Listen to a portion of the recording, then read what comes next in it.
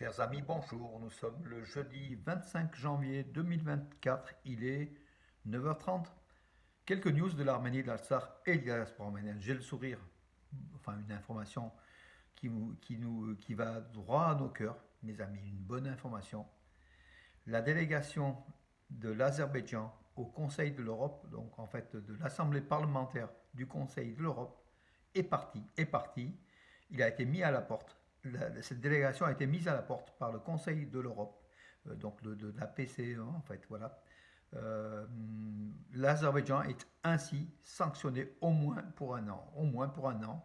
Les députés azéris au Conseil de l'Europe n'assisteront pas. Ils ont été exclus par le Parlement européen, en fait par le Conseil de l'Europe, suite aux griefs faits donc contre l'Azerbaïdjan, notamment l'Azerbaïdjan qui n'avait pas autorisé donc les membres du Conseil de l'Europe à aller au corridor de la Chine pour faire le point de la situation sur place, l'épuration ethnique, tout ce qui, en fait, tout ce que l'Azerbaïdjan a fait depuis 2020, voilà.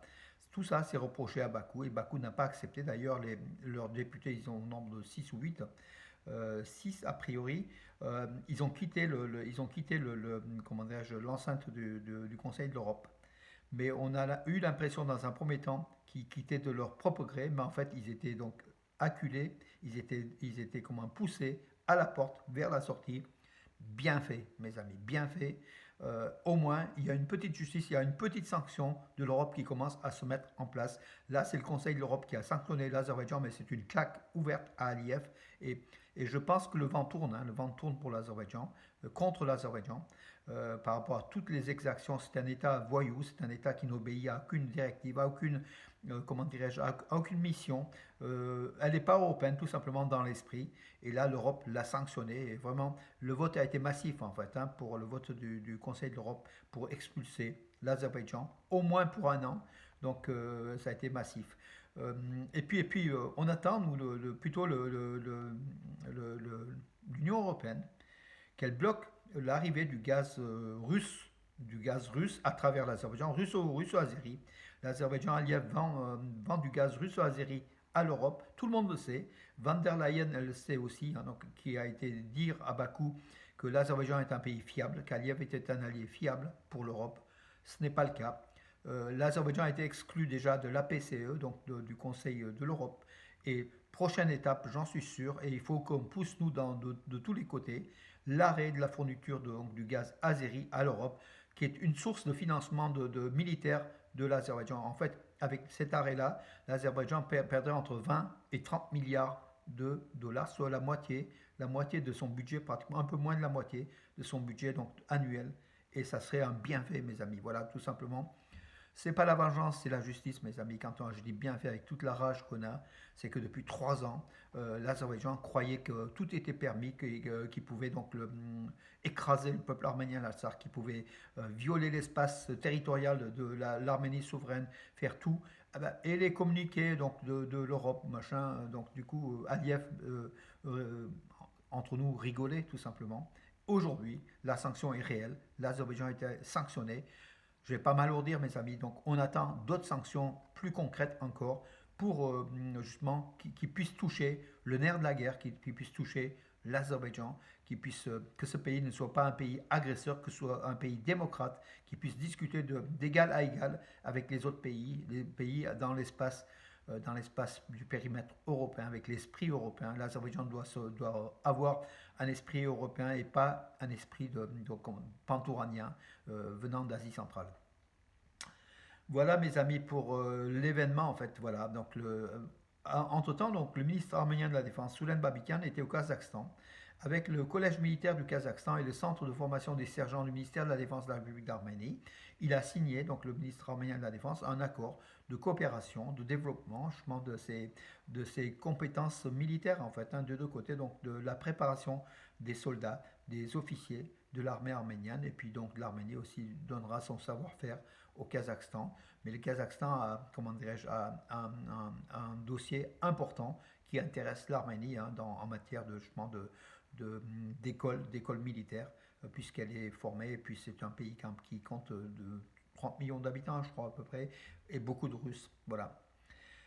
Parlons de la Russie. Donc, bien sûr, Lavrov, Sergueï Lavrov, le ministre des Affaires étrangères de Russie, il a affirmé que l'Occident considère comme erroné le rôle de la Russie dans le règlement entre l'Azerbaïdjan et l'Arménie et tente de l'amener à Bruxelles, à Washington. C'est en fait aujourd'hui, Moscou se plaint que l'Arménie aille du côté de Bruxelles, de Paris, de Washington, voilà, plutôt que du côté de Moscou.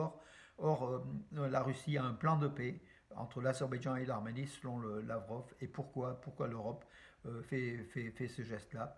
D'après Moscou, ça dessert l'Arménie, ça dessert les relations entre l'Arménie et la Russie, et que l'Arménie regretterait à terme donc ce rapprochement occidental.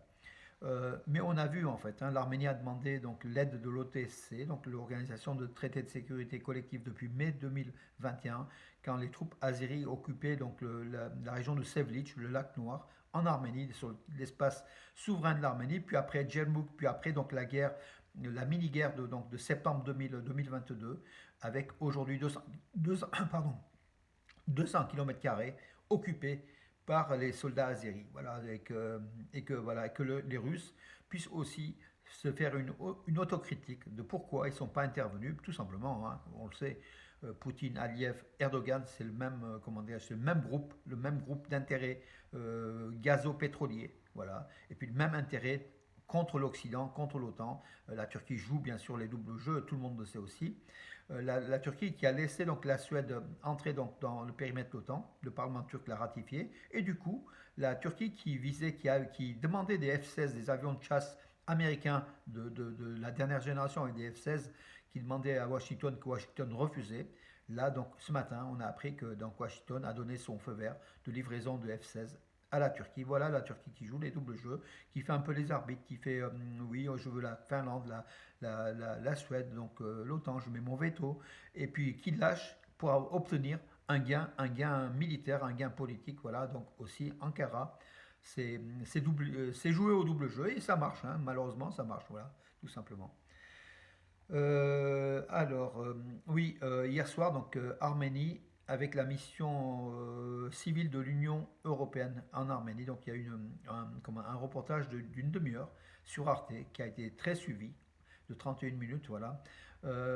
Beaucoup d'entre vous n'ont pas vu parce que c'était une heure à 18h55, c'était une heure où tout le monde ne pouvait pas accéder à la télévision. Il est donc le reportage entier, il est sur mes pages Facebook, hein. Et je remercie Arménie, Yerevan Haestan, comment dirais-je, Arménie Haestan ou Yerevan Haestan, qui m'a communiqué, qui communique toujours, hein, donc voilà, donc le lien sur le site Arte.